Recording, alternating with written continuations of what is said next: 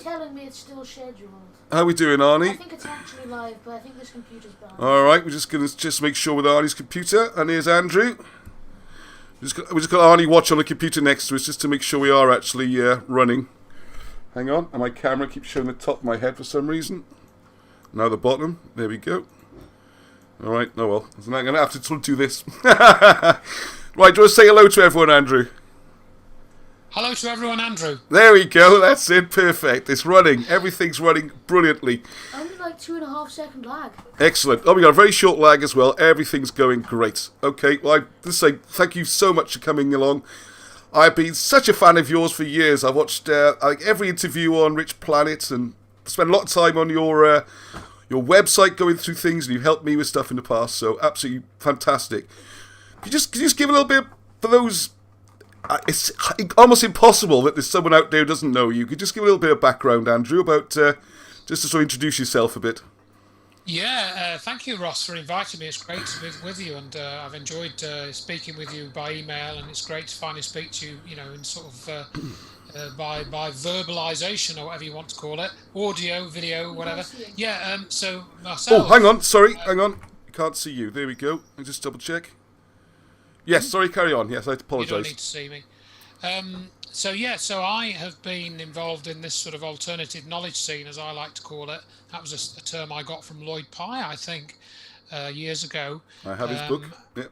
Yeah, and so I sort of was interested in UFOs and things like that and the paranormal. I've had say more than a passing interest in that for most of my life. Had a UFO sighting when I was about 10 years old when I lived in Yorkshire. And so that made me interested. I got interested in astronomy at a fairly early age, and my brother had a telescope, so we used to mess around with that. And then really, I suppose, I kept a passing interest in the UFO stuff through most of my adult life. But then it was in 2003, just after I'd got broadband internet, that I discovered this disclosure project thing, which was all to do with the UFO cover-up. And that was Stephen Greer's bag. And I heavily got into that, actually. I pretty heavily got into that, and I downloaded a video. And at that time, Greer had this thing called the Disclosure Project Reps program. And I looked at this, and I was a bit wary of all this sort of cult-type thing, that I'd heard about in various ways. I didn't want to get involved with the UFO cult or anything like that. But the Disclosure Project was more sort of witness testimony based. It was around sort of military witnesses and all that sort of thing. I thought, this is really interesting. This doesn't look cultish. I'll see what I can do with this, So I started showing this video, and I went to a few Women's Institute meetings, and I showed them this video. Of course, they were kind of clueless, really. Most of them didn't know what to think of it. Did a couple of Probus groups with this video, and then soon after that, I started looking into 9/11. Because I believe the official story of 9/11, pretty much I believe most of it. I was a little bit sceptical when they started attacking Michael Meacher on the radio. I thought that's a bit weird, but I didn't really think too much of that. And so I was getting into 9/11 for several years, actually, and realised that the official story was totally untrue, and then ultimately realised that it was a huge hugely important sort of thing behind 9/11, which most people have no clue about. It's to do with energy, basically, and weather and stuff like that, which doesn't even come onto most people's radar, even when they've gone away from the bit of the suspicious of the official story. I remember speaking to one lady. I don't want to go on about this for too long, but I was speaking to my sister's friend. This was in 2007, and we were at a wedding, actually. It was my niece's wedding. And I remember speaking to this lady, and my sister sort of primed her a little bit, and I said, it's to do with 9/11. I've been doing a lot of research, and the official story is not true, blah blah blah. And she immediately said, I think they murdered Diana, and I think at that point we didn't really talk much, because I think somebody else came into the room, or we had to go to another room. So I can't remember, something happened, but the conversation wasn't ended because they weren't interested. It just, so that showed me the way that people react. I mean, she didn't really want to talk about 9/11, or wasn't. She immediately went on to another conspiracy, and things like that. So I was having conversations like that, and still am, all these years later. Founded the checktheevidence.com website. People can go there if they want to contact me. Checktheevidence.com, go onto the contact button, and they can send me messages. I founded that in 2006. Did a revamp, I think, probably a year or two later. Somebody helped me do that. And there's basically the stuff on there, if you go onto it, goes back to, I've got some, because I had a Yahoo group going in 2005. Right. So I've managed to get all of that onto the website now by a bit of chicanery. But I'm glad that I did, because they shut down Yahoo groups in December last year. And I'd managed to export all this archive of about 10 or 12 years of messages, which have been on there, and I managed to get that onto the website, which I didn't think was possible, actually, but I managed to do it. So I got involved with that, blah, blah, blah. And so talking about that little thing, I've got a lot of experience in software engineering. So, I made my first web page in 1996. So that's like over 20 odd years ago now, 25 years ago almost, since I made my first web page. So that's helped me, because I've been able to do websites, keep up with all that stuff. I was using video calling back in about 2004. I think I was using NetMeeting back then, before any of this stuff, before Zoom, before Skype, before YouTube, before all of that. So, that's allowed me. That's when you get a website, when you're able to do these things like you're doing, it amplifies your voice. Because people like us didn't really have much of a voice, unless you started like a sort of a magazine or one of these things, which is a lot of work. But so I've always been pretty conversant with the technology, so that's meant that I can sort of just flow into this and mix it all together. So if my website breaks, I can usually fix it. So I can do everything myself, and then just going on from there a little bit, I met Richard D. Hall in 2010, because you mentioned that, I think, just before we came onto the call. And that's how you sort of probably heard of me. And that's what I'm getting a lot. Most of the people that have heard of me because of Richard D. Hall's work. I'd say probably over 90% of people that know of checktheevidence.com and other bits and bobs know of me because I've been on Richard's program, quite a few times, and that's why. So here we are. That's how you know me. And then I've covered a range of subjects. 7 books free to download from checktheevidence.com. And going to that, you see, some people might say, well, how have you managed to do that? Well, it's because I know how to, for example, convert a PowerPoint into a book. And I've got lots of macros and, which speed up that whole process. And if there's a problem with a file, I'll just fix it, and I've got a macro, like, for example, I've got a PowerPoint and it's got all these hyperlinks in it. And then I can put that into a document, and I've got a thing which converts all the hyperlinks into bookmarks and things like that. So that speeds up that whole process, and so that's allowed me to kind of put all this together myself, and I don't have to worry about waiting for anybody else to do something, or I can just do what I want, So that's another factor really that's been important to me. Professionally, I think you're more in the science background, isn't it? That's the... Yeah, so from that sort of angle, yeah. So I did computer science at Lancaster University, and then I did 2 units of physics as well. So I think had I not done computing, I probably would have done something like physics or astronomy. But thankfully, by the time I got to the end of school, home computers had come in.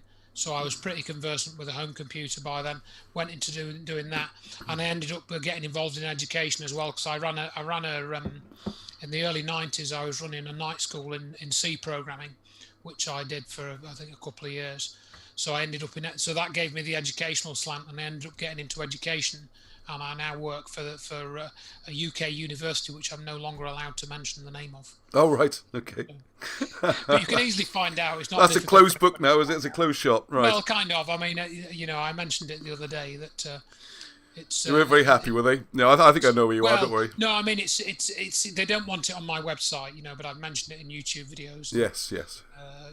It's a university that's not open. Put it that way. Yes, not closed. Not closed, I mean, yeah. Yes. So you're in trouble already now, look. There we go. They would never hear this anyway. But anyway, carry on. Right. So yeah. Anyway. So of course the big one of those many subjects. I mean, well, on this one, as you know, it's a history channel, and it might not seem obvious to people immediately what the link is with something like the physics, and in particular, that video was called "My Imagination." Loads of them do, but particularly was the one about how planets were formed, and this new theory about how planets are formed. So what I was really hoping we could do here is this, as we touched on in our emails, was if you could give us a little sort of idea, a brief idea about, because one thing I've noticed with Angie and a lot of the people who are following the history, if you mention the P or the M word, like physics or maths or stats or anything like that, they kind of glaze over and want to switch off. So I don't want to go too deeply into the physics of it, but what I was trying to do with an idea I talked about a couple of weeks ago, and I've worked on for a long time, and I've given you most of it really, is this idea that if we look at if you could give us an idea how the planets might have been formed, this new theory, then I would like then to try and tie that in then with an idea that maybe the Earth, the age of the Earth is different to what we think. Get away from this creationist versus whatever paradigm and actually look at it from this point of view. And then maybe that could lead us to some clues about things like the Great Flood could be historical events, which would work better in this model perhaps. And also I'd like to come on to why I think some of the great historical migrations might have happened due to what was happening to the planet. So perhaps you could give us a little overview, first of all, on this fascinating theory. And what I would say to people as well, if you're watching this not live on a recording, I have put in the description the videos that you did, that Andrew and Richard had this conversation together, which was fantastic. And that's on the Richplanet channel, and that's well worth watching. So I'm going to go into all that detail again, but if you give an idea, that would be really helpful, I think, please. Certainly, yes. So what we're essentially talking about is the history of the Earth, and what I came across a few years ago, and this isn't really my theory, and I've actually discovered it's got quite a long history actually of its own, was this idea of the expanding Earth.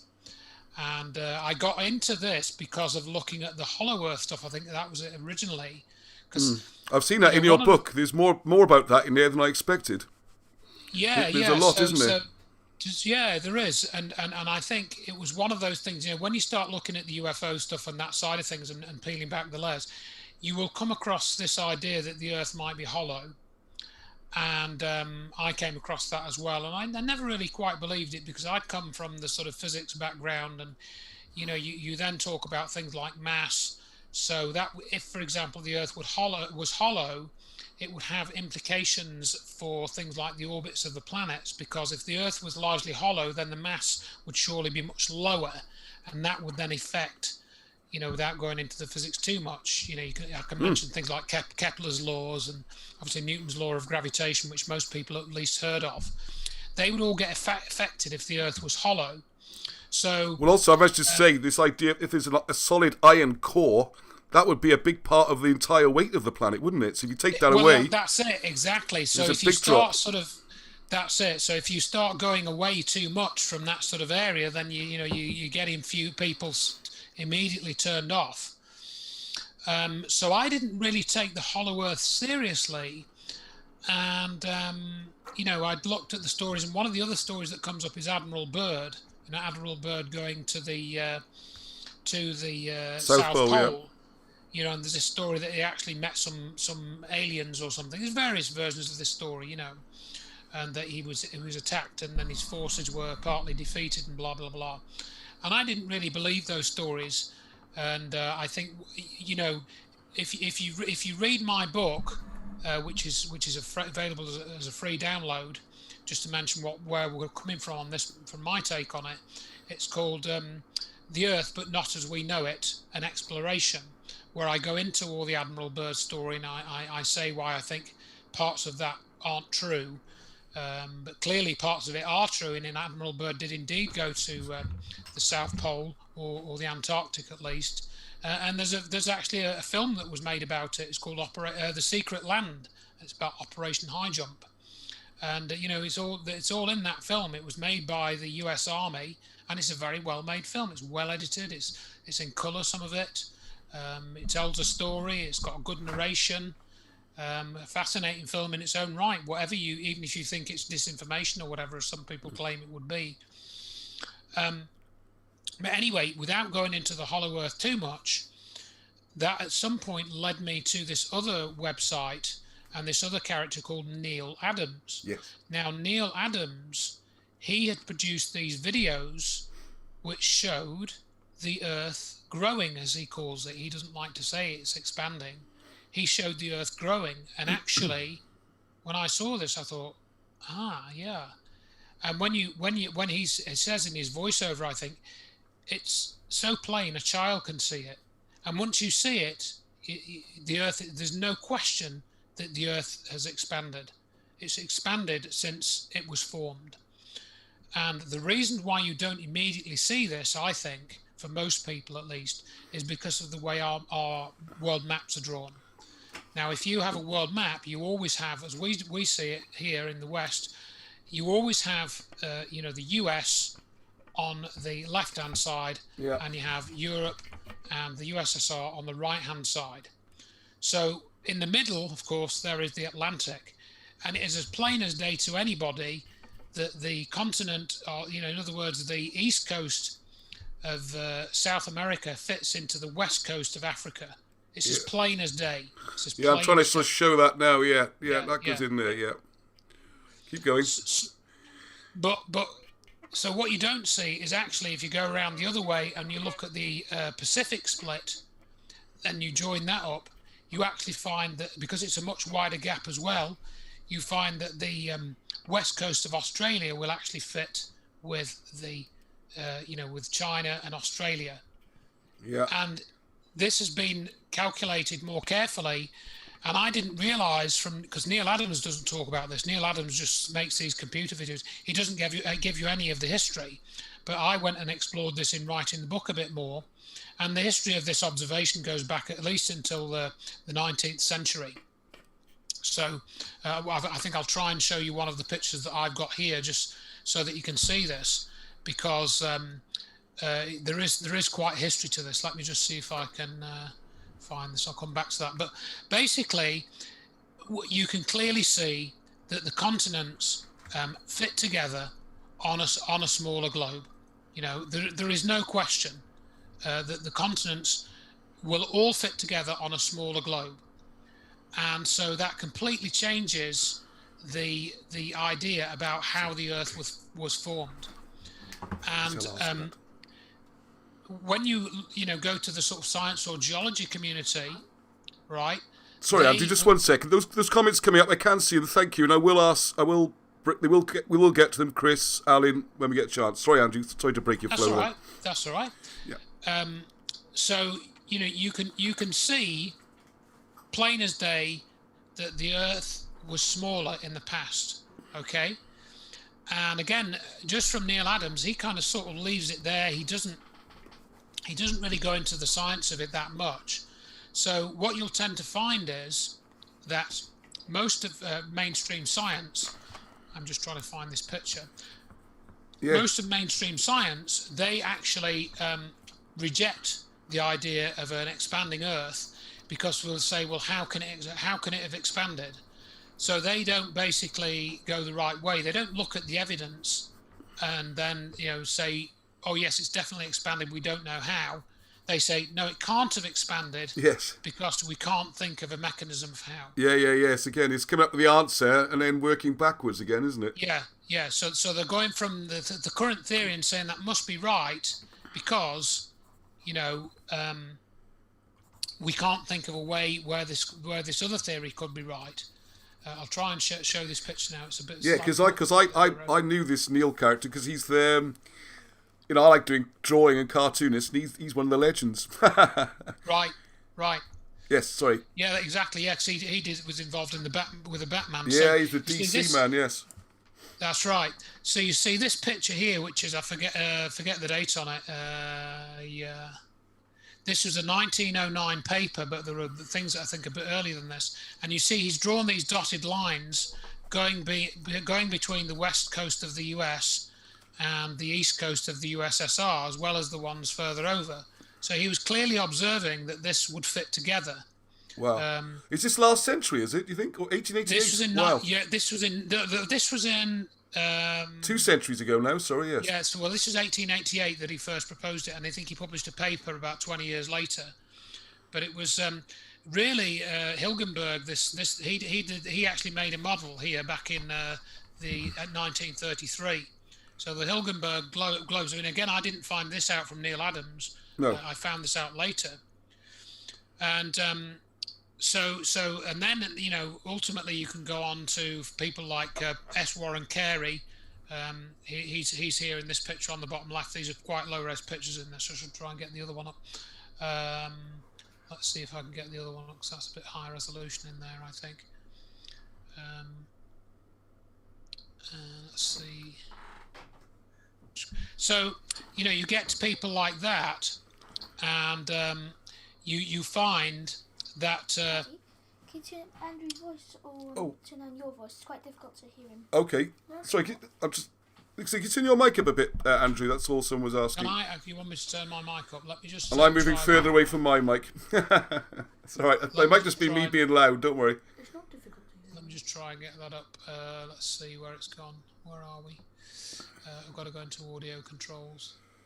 No, I can't do it from there. I've got to go back. Okay, don't worry. We'll carry on. I'll just talk a bit quieter, then people... Yeah, I'll try and do that in a bit. That's right, I'll go quieter, yeah. I'll move the microphone up a little bit. So I went from there. Let's see. Let's go back to Warren Carey. Oh, it's not going to do it. I'll stop the share for a minute. I'll get back to that in a minute. So I discovered then, you know, there was a lot of research done on this, following on from the idea of continental drift. So we've probably, most of us at school, if you did geography at school or anything similar, you'll have heard about continental drift, where the continents are splitting apart, you know, and this was actually a concept which was proposed in the 1930s by Alfred Wegener, a German geologist, I think he was, or was he Austrian, I can't remember, but this is all in the book. So he proposed this idea that the continents were actually moving apart, but he wasn't talking initially about an expanding Earth, but it was him that first proposed it. And he was ridiculed for this. He said, that's just ridiculous. And he actually called it continental displacement, right? He didn't call it continental drift, but they kind of poo-pooed it.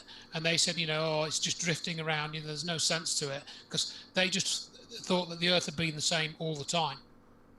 So Wegener first proposed this idea of continental drift, but then it was later that Professor Sam Warren Carey, he actually then he realized that actually the Earth was expanding, and he started working on this in the 1950s, and he realized that if you take this, what we already observed, right, and you took the coast of Africa and you fitted it with the coast of South America, right, he actually did this, and he did some calculations on it. Oh, can't get this to the right position.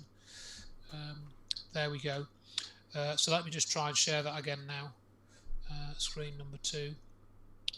So this was on the left here. This was Sam Warren Carey's drawing that he did, and he did it, you know, with some measurements, some careful measurements, and he measured it all.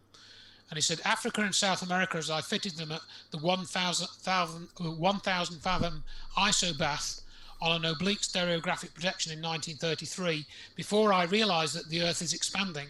Although I placed the northwest angle of Brazil as close as I could into the Gulf of Guinea, I could not eliminate the residual gaps tapering in both directions resulting from the Earth expansion. So he'd done this, and then he realized that the fit was actually better when the Earth was smaller, and that's why he couldn't get it to fit as well as it did. So, you know, and all this I didn't pick up from Neil Adams either.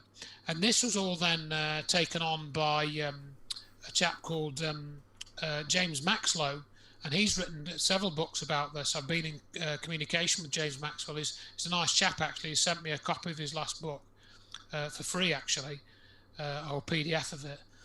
So, and then there's been other articles published in New Scientist, like 1984, 22nd of November, where we've got these continents showing fitting them together. And then we've got James Maxlow, who's been working on it. He did his PhD on it in the mid-90s. And you see there that this work was done by Klaus Vogel as well. So they got together, and Vogel made this globe where you've got the small Earth on the inside, and then you've got the larger Earth on the outside, and you can track all the continental movements. So, you can read Maxlow's work, but what he did was he actually mapped all the geological layers, he mapped all the fossils, he mapped where the North Pole was, and this was something that I think you mentioned in your email, Ross, was this idea of polar shifts. Well, if you want to talk about polar shifts, then frankly, the expanding Earth explains that, because Maxlow has actually got diagrams of where the pole would have been. Based on these smaller Earths, and he actually draws this out. And I'm not sure if I've got these pictures in the book, but so this idea of polar shifting is kind of helped by Earth expansion, because the poles didn't so much physically shift by an asteroid crashing into us, or a galactic flyby of something, or the planet X going by, or something like that. They shifted because the continents moved around because of the Earth expansion, right? So I think that is a way of explaining polar shifting, but that we're talking over like millions of years, as I understand things, and we can get onto that a little bit. Okay, because it's the form. Oh, so you come on to the formation now, yeah? Right, we could talk about that because, as I said earlier, the reason why mainstream science doesn't go along with the Earth expansion is not because it's not obvious to a child. It's because they don't have a mechanism for the expansion. And the problem comes with things like if it's a solid ball, how could it get larger? I suppose is the problem, isn't it? Exactly. You can have things landing on it. I know Chris has mentioned. They estimate that 40,000 tons of space dust a year lands on it. I mean, would that be significant enough to cause a growth, do you think? Or well, that's mentioned by Maxlow. If you could read Maxlow's book, he goes into a lot of that stuff. And again, if you do the calculations, they don't really add up. So Maxlow talks about the accretion of cometary matter, but and things like meteorite dust. But if you look at that, it doesn't really explain the surface appearance of the Earth, right? Because we know from actually geological tests that and just the geology that you can walk on, go to the Lake District or Upper Mountain or anywhere, that isn't cometary material. That's basically rock of the Earth, and that's been known for centuries, basically, since geology first became a science. We're talking about rock of the Earth because Hugh Evans is a regular on here, and he was mentioning, is there any evidence to show that the rock formations match up as well as the kind of outlines? Oh, yeah. I mean, he wants to read James Maxlow's book, and he's got a website, I think it's called expansiontectonics.com. So people can go and look at that, and Maxlow's got a free PDF. I'll see if I can find that on my web browser, and I think it's called expansiontectonics.com. But this is all referenced in my book as well, which is free. Yeah. And I'll put a link in there for it because I've been reading that. It's very good. Yeah. Yeah, and so this increase in size does present a problem, and the mass is also a problem. So if it's increased in size, has it increased in mass? And Maxlow, for example, he can't explain very well, not very clearly, where the extra mass came from. So if the Earth has increased in size, where does this extra mass come from? And he doesn't have a good explanation for that. His best explanation is that mass is created in the core of the Earth and somehow sort of radiates out. And this is akin to what Neil Adams says. Neil Adams talks about Pear Production. And he sort of says, that you have to have some type of, I don't know if I've got it in here, there's Neil Adams. You've got to have some type of pair production where this comes from particle physics, whereby, I'll take that off while I'm not actually showing a specific picture.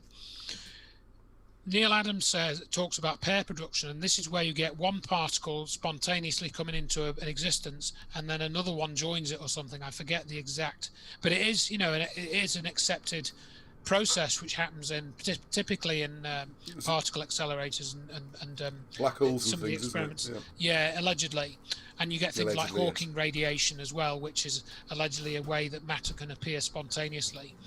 But again, it's extremely sketchy how that would actually produce enough mass to actually. You can prove that the Earth has increased in size, no question, and you can actually map out the radius in the past, right? Okay, so how is it formed to be hollow rather than solid then? I mean, how can that happen? Well, that's a good question, isn't it? Because we haven't got onto the hollow bit yet. The formation of the planet, yeah. Right. So Maxlow says that the Earth is solid, basically, and so that means that somehow mass has got to be created somewhere underneath the crust, and then the Earth has then got to expand out, right? But following my talk that went on the internet sometime, I think in 2010 or 2011, about the hollow Earth, I was then contacted by this chap called Peter Woodhead, right? And he... Oh no, are you frozen? Okay, carry on. And I went to see him, and this was in 2014, because he said he had an explanation for how the Earth expanded, and he felt that we didn't need any extra mass. So we started off with a given mass, and that mass stayed the same from when the Earth was formed, right? And what he basically said, I'll see if we can play that video. I was looking for that video of I think I've got the picture, if I can find the picture. Let's see if I can find that picture. It's been a bit slow, my computer.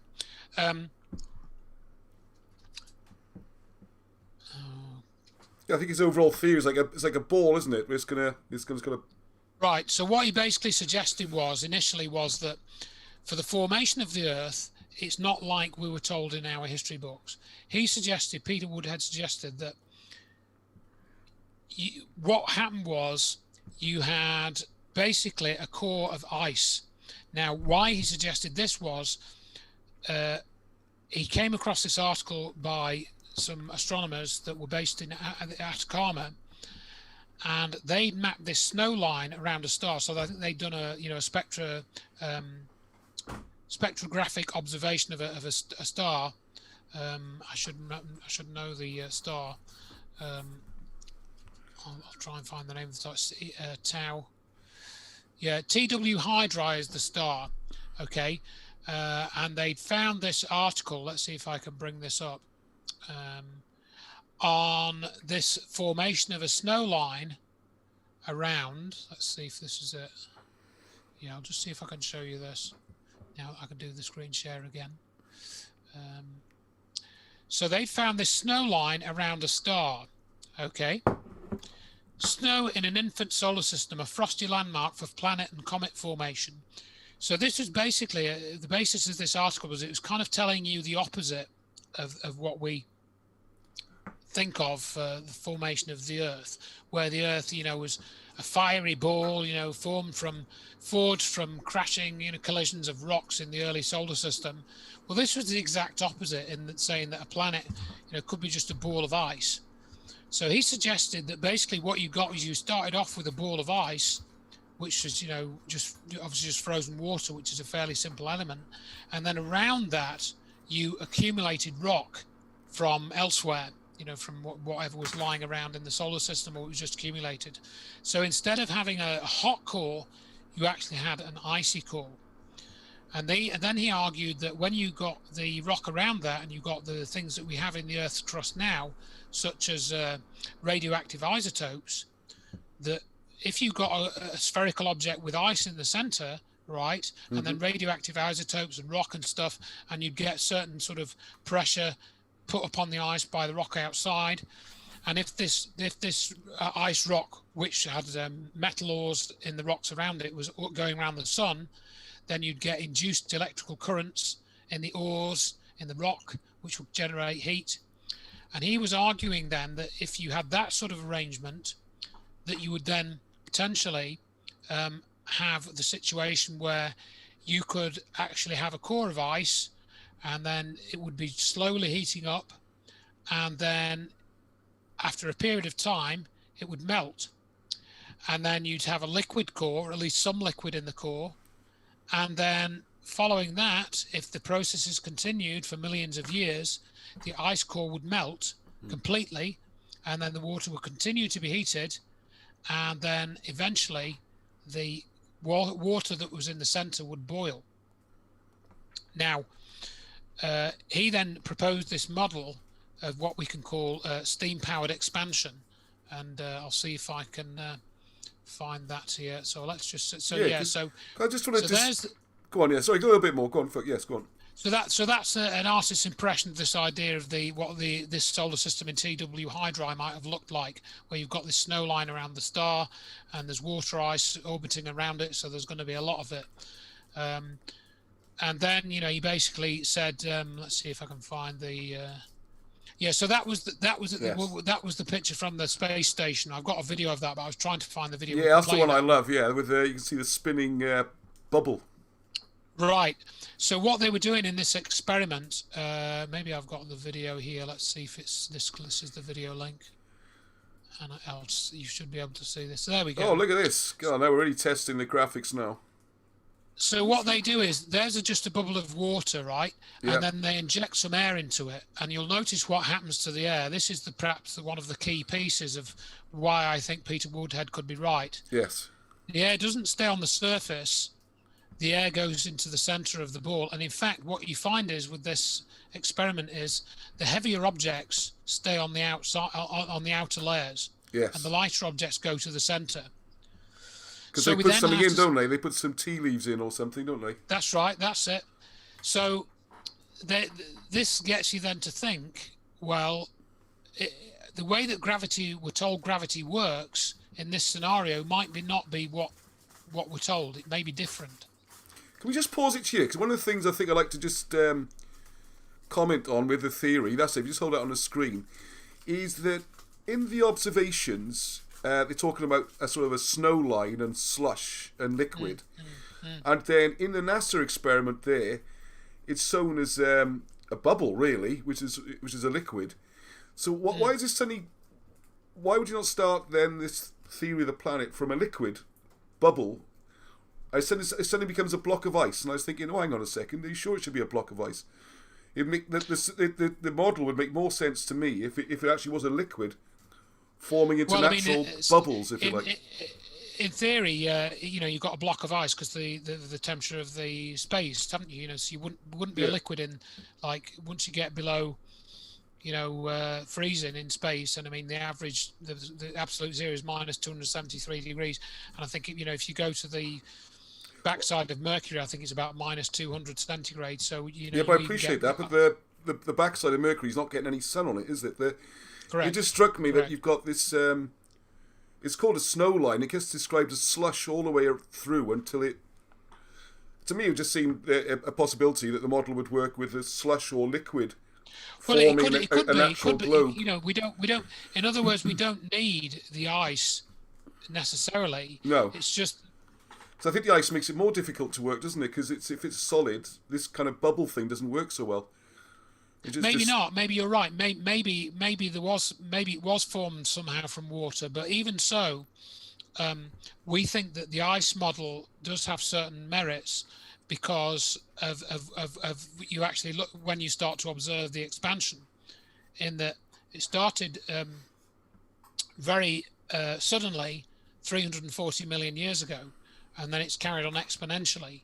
So it could be that the core was always liquid and was never ice.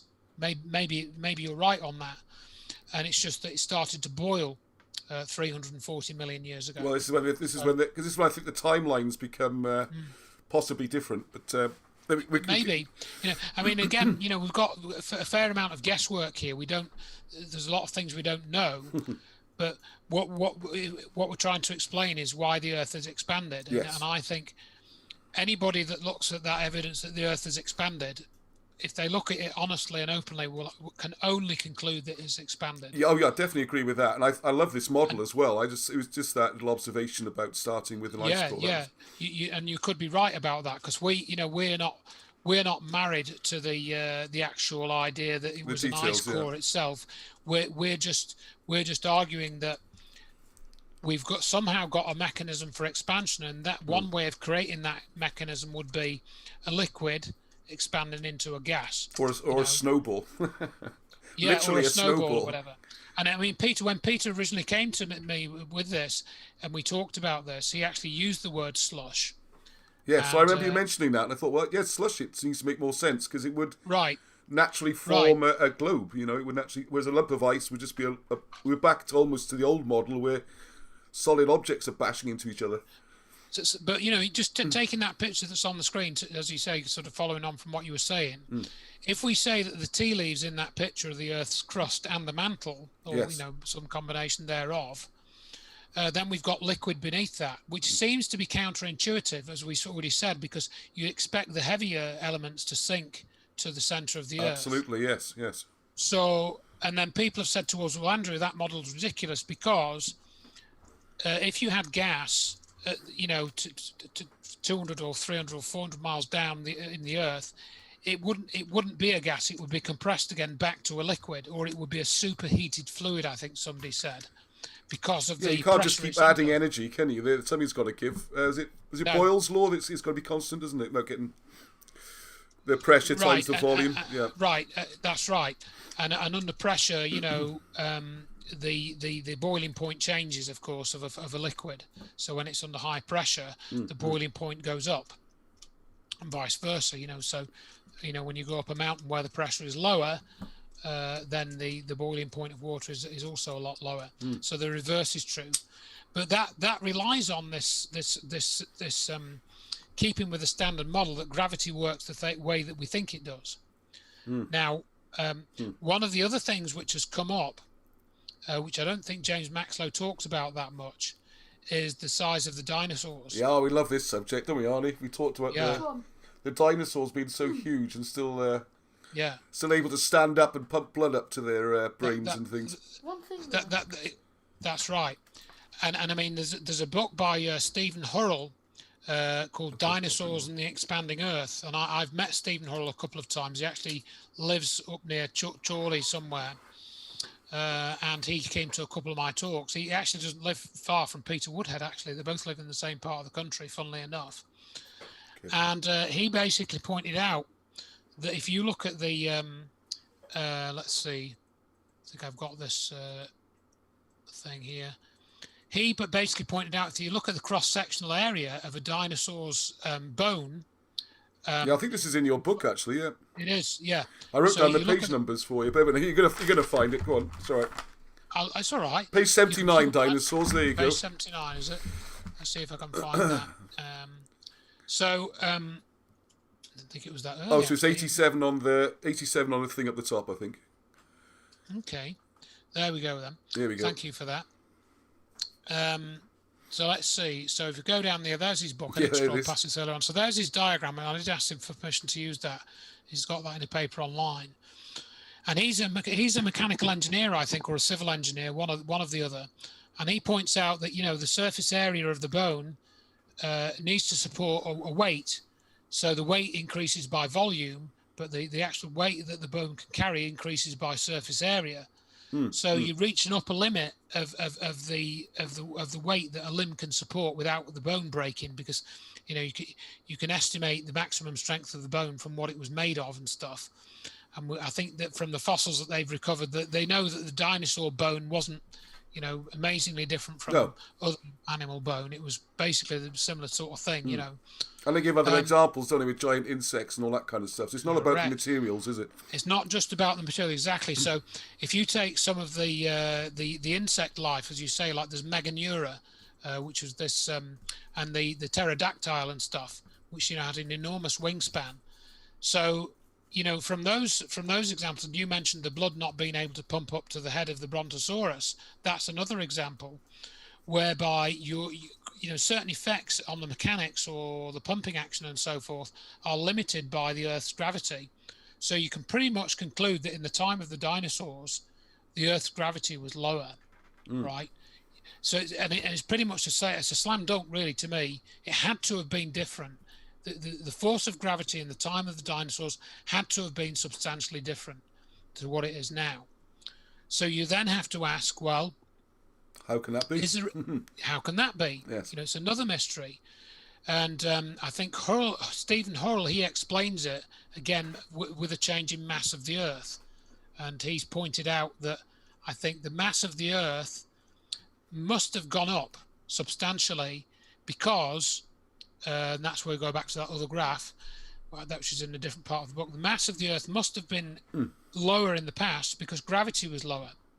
So yeah, because for those who are not so into physics, I mean, I think everyone's a bit aware that the basic law of attraction, I mean, gravity is, let's not get into that, but if you've got two bodies, it's the mass of one, which we think of as weight, but I mean, it's the mass, the sheer sort of volume and density of it, is on the top of the equation. So the bigger it is, the more you get attraction. And also, the further away you are, that gets less, as you'd expect. But the thing is, as you get further away, you square it. So if you've got something the same weight, and it's a distance of 2 away, you divide it by 2. If that distance doubles, you're now dividing by 4, and then you divide it by 16. So his argument to making the gravity increase is to increase the mass. But to double gravity, you'd have to double the mass of the Earth. You'd have to be an incredible amount of mass. You'd have to literally double it. Well, from 59%, it's almost double, isn't it? Whereas if you can change somehow the distances, this is where the magic of this theory that I like so much is it's the bit on the bottom, and you get a squared effect, where a small amount of difference in the distances involved when you work out gravity will have a huge effect. And if it's anyway, sorry, I'm just going to give a background there.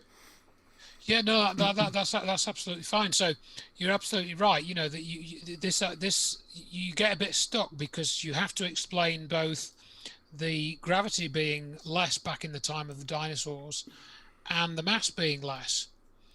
But so that's a real problem, and both theories tend to get shot down because they can't explain why the mass would have been less, and they can't explain why the gravity would have been less. So they just kind of brush over it, really. And it's, I'd read books about dinosaurs when I was a kid, but it never comes up as an issue. You're never told about these things, and the obvious things are not talked about, perhaps because if you start to get to know stuff, you start to ask more and more difficult questions.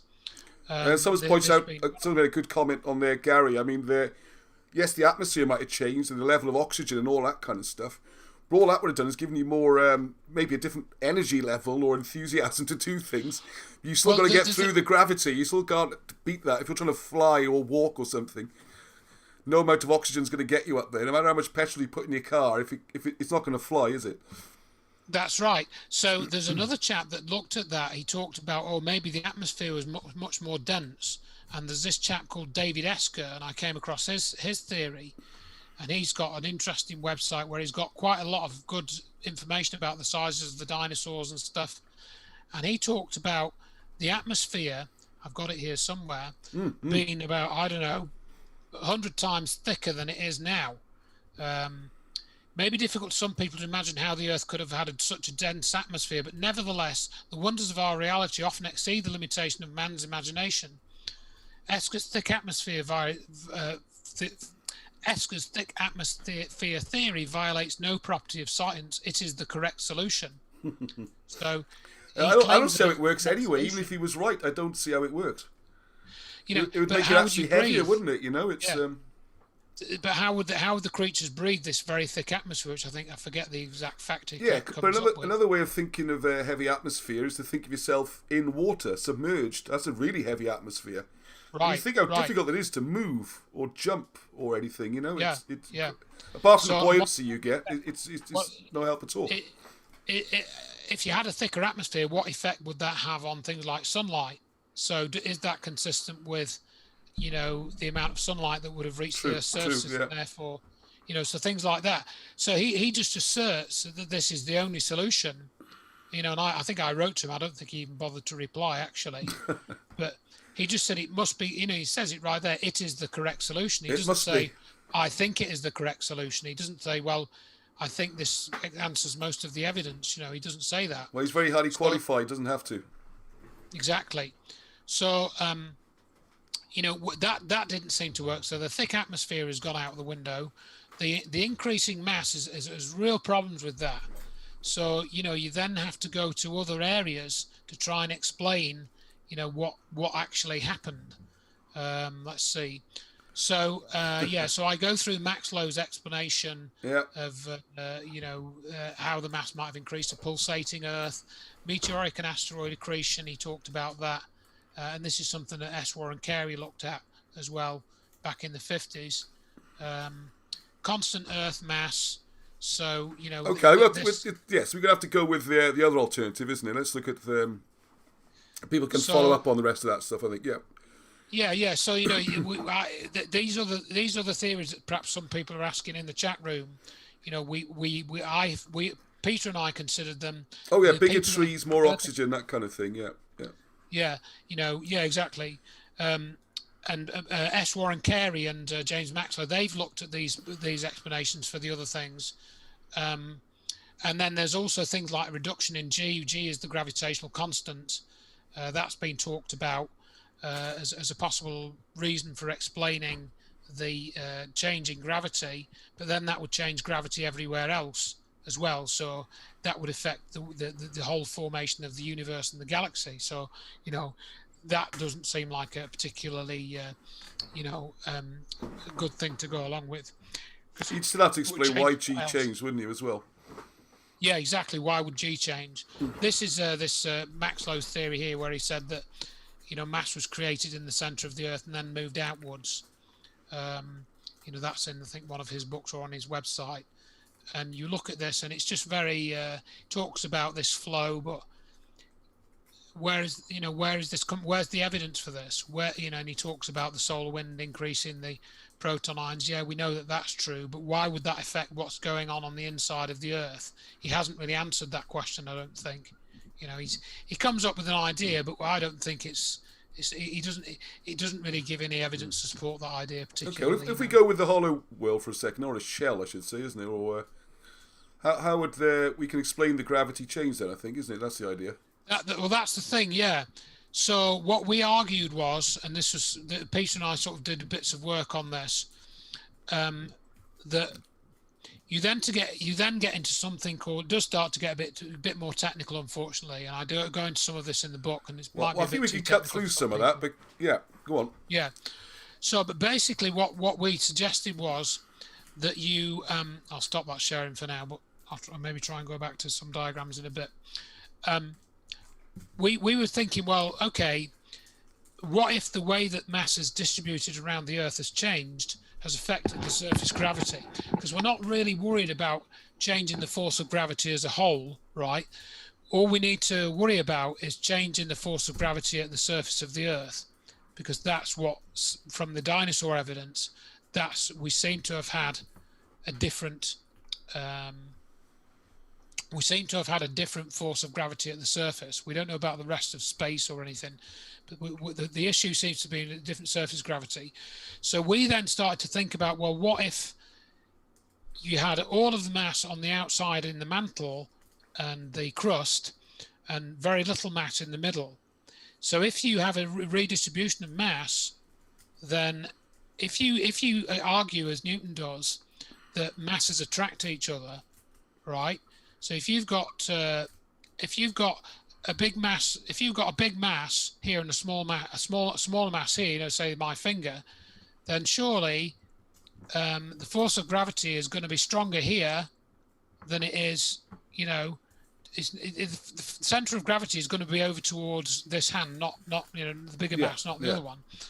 And if you then try and conceptualize that in a ring, then you're going to have a force of gravity which is unevenly distributed. Now, standard physics claims that the force of gravity always acts from the center of the globe, right? But what if it's not actually like that when you get into this scale and you get into something called Newton's shell theorem? And this is something we came across, and we went onto a couple of forums. And actually, Newton doesn't actually say, you know, if you've got a hollow object, he doesn't really say where the gravity would act from if you were inside of it, right? You only consider the force of gravity on the outside. And we you know, I go into this in the book, but we basically argue that if you've got a hollow object on the size of the Earth, then we don't agree with the shell theorem. We don't agree that you're going to have gravity acting the same as if it's not hollow. We don't agree with that. And I give one or two examples in the book of why that is. Like things like when you go up a mountain, for example, the force of gravity does actually change. And you can't, when you're stood on a mountain, you can't just say that the force of gravity is uniform throughout the whole crust, because in fact they measure gravitational anomalies. They do that when they're doing oil prospecting.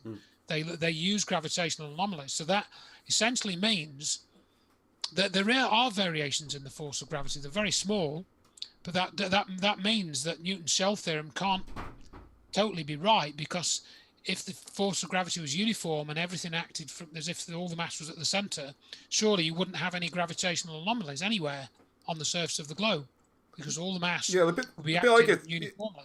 Yeah, the bit I get stuck with here, I don't know if people can see me in a little window at the top, is that I'll try and... I think Richard Hall did a similar diagram, but if we got... there we go. We got a little... There's our Earth. And we got our little man standing up. Can you see me, Richard? Can you see Andrew? Yeah, I can see that. Just a little bit. Yeah, okay. Yep. Then I think the theory, if this is hollow, the gravity is kind of like from this point, this point, this point. And to me, the logic then, if it gets bigger, if the world suddenly is this size... Whoop, doing this backwards, upside down. Hang on. Then the distance from the person to the far side of the shell would be greater, and the gravity would reduce rather than increase. Exactly. And we got another chap who contacted us called Frederick Nygaard, who's based in Portugal, and he actually drew a very similar diagram to the one that you've got there, Ross. And that distance squared we're talking about is getting bigger and bigger and bigger, isn't it? So yeah. So you start to think about that, and you think, well, maybe gravity doesn't quite work. Thank you. In the way. Yeah, I was going to ask that. Yeah. Yeah, maybe gravity. When we get onto this scale, I mean, with smaller objects and stuff, you can kind of.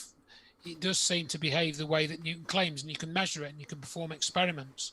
So you can perform experiments on the tabletop, and over short ranges, and you can, particularly with the sensitive instruments you've got now, you can measure gravitational forces. The only explanation, if you had an explanation for that, I mean, the only one I could think of is that it's the mass, the relative mass is decreasing because it's effectively getting stretched and becoming thinner. Yeah, a bit like a balloon would do. So you have to start looking, I think, for other explanations, because this idea of it just being, just being a sort of solid mass which acts like Newton says it does, starts to kind of not work very well. Mm-hmm. So, so that's why Peter and I started to explore these other areas. And we then, as I say, got in touch with Frederick Nygaard, and he basically started talking about the idea that we've got electrical charges involved. And in fact, he then came up with this idea that the Earth is acting like a capacitor, an electrical capacitor. And we know that, for example, the surface of the Earth is charged. We know, for example, that we have things like thunderstorms and electrical charges involved in those. And we also know from the work of Thomas Townsend Brown in the 1930s that you can affect the force of gravity using high voltages. That's been known since the 1930s, although modern science tends to not really talk about that. But Townsend Brown knew that back in the 30s. So when you start to look at that, and then you start to look at, is there a relationship between gravity and electricity? And is there a relationship, for example, when we know that the Earth is going around the sun, obviously, we know that the solar wind is impinging on the Earth and there's charged particles. We know there's electrical activity going on in the Earth's atmosphere. So what if this was actually playing a role in creating the force of gravity at the Earth's surface? Yeah, because other people are saying the other way, you'd have to remove mass somehow, wouldn't you? I mean, you'd either have to remove mass or, like you said, create... I don't know. It doesn't seem to work. Right. Right. So or increase mass, because we're increasing gravity, of course, aren't we? Going the other way. Yeah. We're increasing mass slightly because of the cometary accretion, but we've increased gravity considerably. You know, like about twice what it was when the dinosaurs were here. So if you think of a capacitor, like you know, for example, just a rubber balloon can hold charge. If you rub it on your jumper, and then you get an inflated balloon, rub it on your jumper, it will stick to the wall. Oh, okay. Yes. You know about that. So, in other words, the amount of charge that balloon can hold, electrical charge, is proportional to the surface area. So, the bigger you inflate the balloon, the more charge it can hold. Right. That makes more sense. So just imagine, let's just replace charge with gravity. Just being very simplistic. What if the surface force of gravity on the Earth is actually related to the surface area of the Earth, and not the mass at all? Not the mass, right? Because something else is going on. Because gravity isn't caused by mass alone. It's caused by something else, right?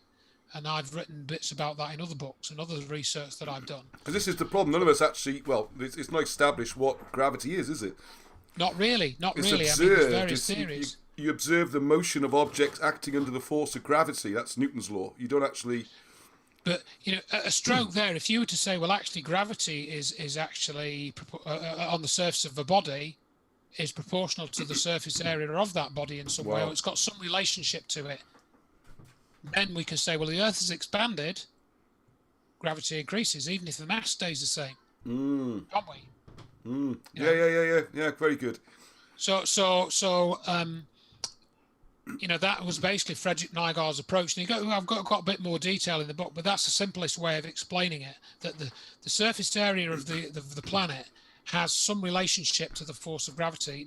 Maybe not directly proportional. Okay. Can we just a couple of people are asking about one possibility, obviously, for losing mass. But we're talking about gaining mass. If the moon was formed, that would reduce mass, wouldn't it? Unless something huge came in and knocked the moon out, for example. Right. Another question that's come up is what about volcanoes? How do they fit into this, perhaps? Well, good question, and that actually, we can talk about that a bit more, because we know that stuff comes out of volcanoes, but we know that water comes out of volcanoes. Yeah, this I noticed in your book. I didn't know that before. I just thought it was all lava. I didn't realize a lot of water came out as well. Yeah, there's water and all kinds of gases coming out. So where did those gases come from? But I'll tell you something else as well. If we go along with this liquid core or ice core, whatever, and we got surrounded by rock, which has been heated up so that it's molten, and you've essentially got a sealed, a sealed sort of layer that's essentially sealed. I mean, again, if you read the geology textbooks, what do they all say? There were no deep oceans. Yes. Where's all the water come from? Yes. Shallow sea. Yeah, only shallow seas. So that is a big, big question. And the other big question, of course, which very few people seem to ask, this is something that came up in the discussions with Peter, and a question I've asked myself before, and many of the other people have. Why is the sea salty? Why is the sea salty? Okay, another good question. Why is it so heavily salty? For example, you go to any river estuary in the world, and the only part of the river that's salty is where it's tidal. The sea bit, yeah. So the salt didn't come from the land, did it? The salt didn't come. People will claim that the salt was minerals washed off the land. But that doesn't work, because by the time the seas get fed, if the rivers are feeding the sea, fish, you've got freshwater fish and saltwater fish, and the only one that sort of changes is the salmon, isn't it? Because it actually physically metamorphoses its body miraculously, actually. Yes, to cope with salt. Yes. Yeah, from being a salt one. I didn't really appreciate that until fairly recently, actually, when I was looking at all this stuff. So you have to answer that question. All these geologists don't answer that question. why is the sea so salty? And where does all the water come from? They're two pretty big questions, aren't they? Because the usual theories, asteroids, people say to me, well, it's come from spaceborne debris or whatever, but the volume of water you would need is just enormous. It's I mean, huge. it wouldn't be possible. So, the thing was that when we were talking about this, if Peter was correct, then we can explain at a stroke where the oceans came from, right? The centre's already water, yeah. They came from inside the Earth. Now, I did this video with Peter, which I recorded in 2014, right? And I posted that, I think it was something like June the 12th. And we actually then came across an article. Yes. You might have come across this in the book. Yeah. The magic material. And this article, which he came, I think he came across it. Let's see, I can't find the exact article now. I can never remember the name. I write it down. It's one of those names that won't stick in my mind. It's got a strange name, this stuff, isn't it? Yeah, it's ringwoodite is the mineral. That's it, yeah. That's the one. And we came across this article, and it said, I'm just trying to find the actual article. Let's see. I think, is it that one? That's the one in New Scientist, I think, isn't it? Yeah. Yeah, I'm just clicking on that now. I think I've actually got the article, so I'll show you this. So on the day that we posted this video, right, this is where you get synchronicities. I'll share my screen now so you can see this one. Yeah. This kind of blew us away, really, because Peter talked about this idea of slush. And the day I posted that video with him on YouTube, this article was posted in New Scientist. Massive ocean discovered towards the Earth's core. Okay, a reservoir of water 3 times the volume of all the oceans has been discovered deep beneath the Earth's surface. The finding could help explain where the Earth's seas came from. Now, we didn't know that. We knew nothing about this. And it turns out that this ringwoodite, I think, is 3%, between 1.5% and 3% water, I think it is. Yeah, it's a very strange material, isn't it?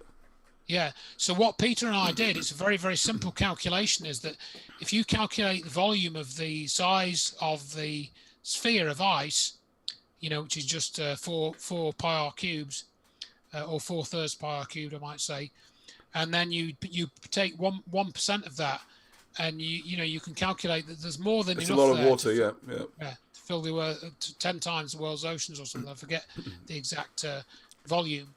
Well, all you have to know is how thick the crust is. That's the only assumption in there, isn't it? Yeah. So in other words, we did these very simple calculations, which are all volume calculations, and these are all in the book. And none of that, ruled out the idea of what we were saying being true. The volumes were seemed sensible. Peter came up with some figures of the thickness of the crust. And again, we don't know what's below the Earth's mantle. They claim it's a molten iron core, but the only reason for them saying that I can understand it, well, 2 reasons, perhaps, is one is to explain the mass of the Earth, and the other is to explain the Earth's magnetic field. Well, it's the Earth's magnetic field, particularly. Sorry, magnetic field, yes. And they talk about having this dynamo effect. I mean, again, I go into that in the book as well. Yeah. Just to demonstrate that I'm aware of that. Getting back to this idea then, because we had an hour and 10 minutes introduction now, which is great, and it's been... We have to go through this, is that I want to look at there, the question with the volcanoes and the water. Just trying to get a history of how the planet might have been then. So what we're imagining is, due to the fact that all the continents and that can be put together, if you look at Neil's graph as well, they can form a solid skin, if you like. Yeah. And it seems to have been complete, doesn't it? This is the thing. Yeah, correct. And as this then has expanded, it's kind of cracked. I would describe it as cracked to form separate continents or land masses or islands or whatever you want to call them. So so are we saying then that when it's cracked, is this when the liquids come to the surface?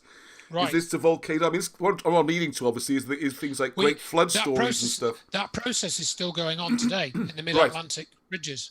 You can see it, and that's where we get to this idea of talking about how accurately we can know the age of the Earth.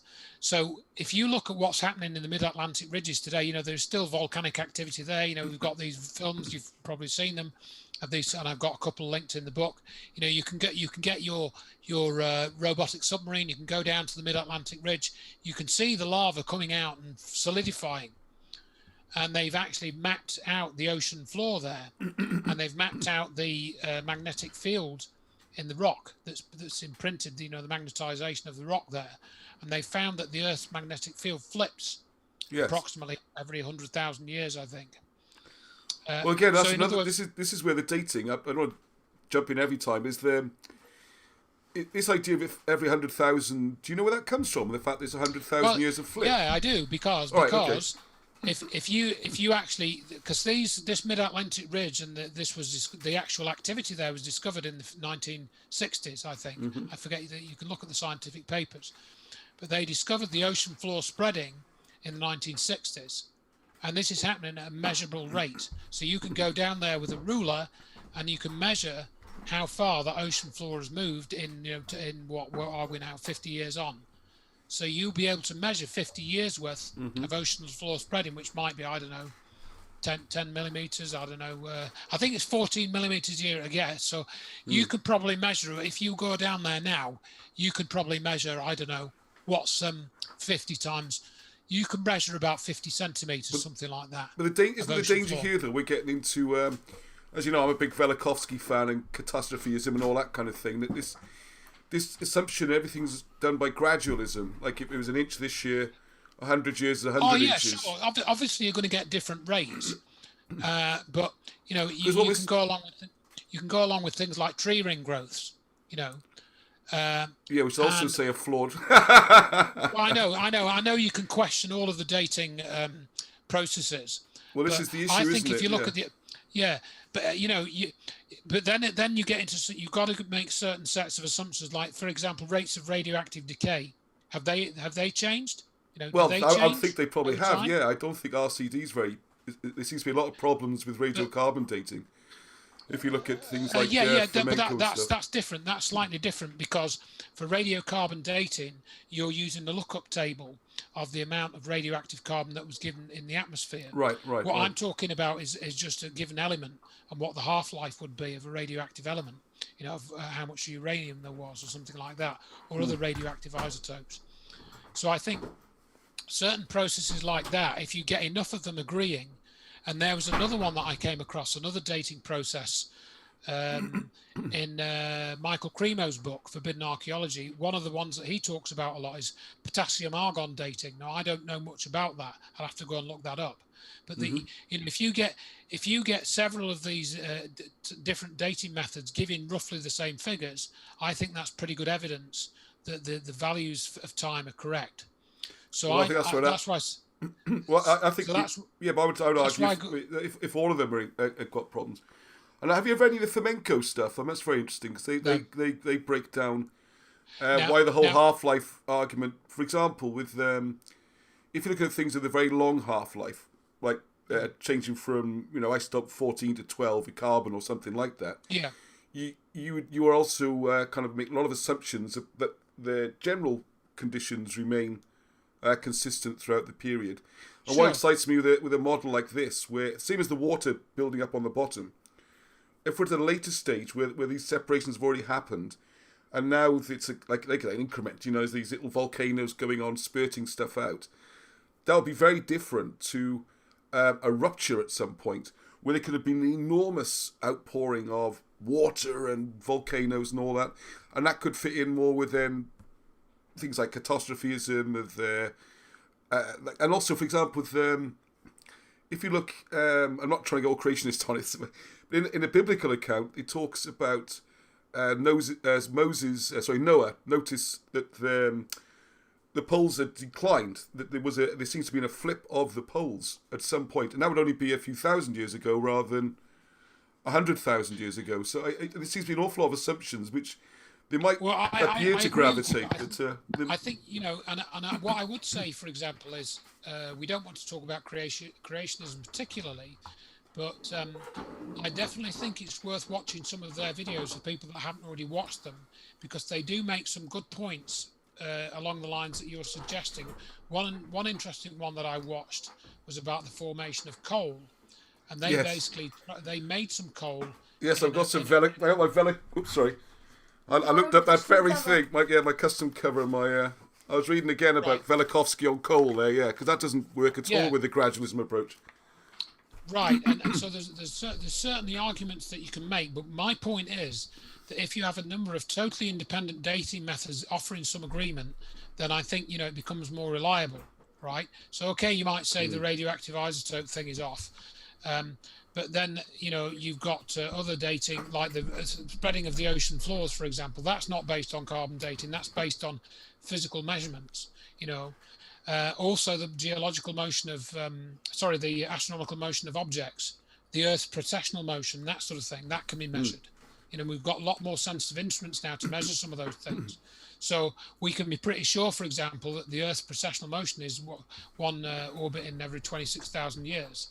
From currently the way it's going. Isn't that sort of because this is where Velikovsky came in against that side of it, wasn't it? Back in the 1950s, was this idea that the clockwork motion Newtonian thing didn't fit in, and he had theories, for example, that which one is it now? Venus was only about 6,000 years old, and that we didn't have a consistent planetary motion, and that if you go back only a few thousand years, you could have all sorts of planets and comets, and you might not be able to calculate these precessions as accurately. So I know with but I think to be fair though, back in Velikovsky's time, some of the measurements weren't as accurate as they are now, right?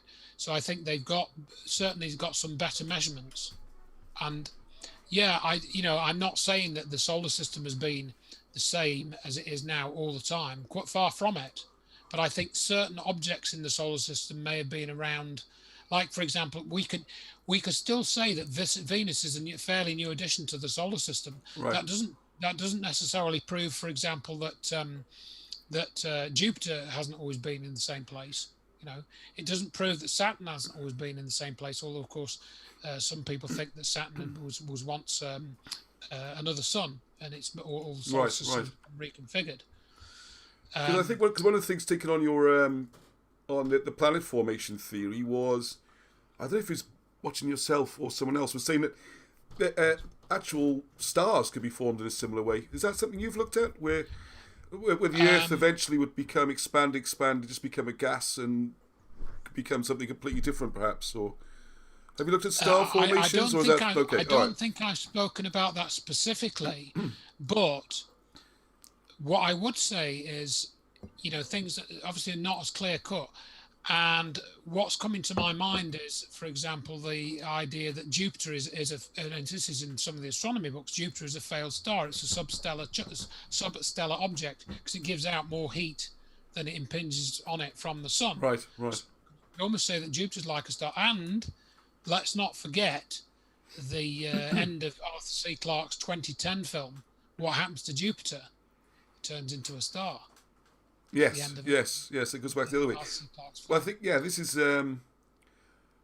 there's a similar theory to that. But I think the problem is that a lot of these measurement devices are all kind of looking in the same direction. They're going to end up seeing the same thing, It's the... maybe, Because I know the solic date, you could go through them one at a time. I mean, like there's the thing about solic dating and to calculate dates in ancient Egypt and that. And they don't seem to work, And the way if...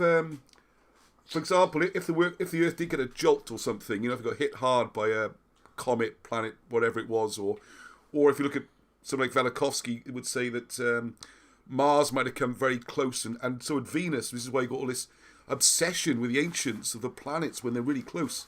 And that's something that sort of resonates with me, Sure, I think also though, I think what we've got to be thinking about is that we can still have a lot more change in the solar system than is in the standard textbooks, but it could still be sort of roughly the same as it is now.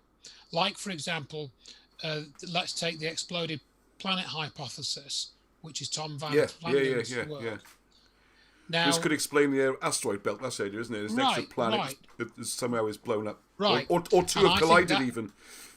Yeah, and that I think can tie in with some of the stories of things like Tiamat and Marduk and these, other objects that were meant to be in the solar system then.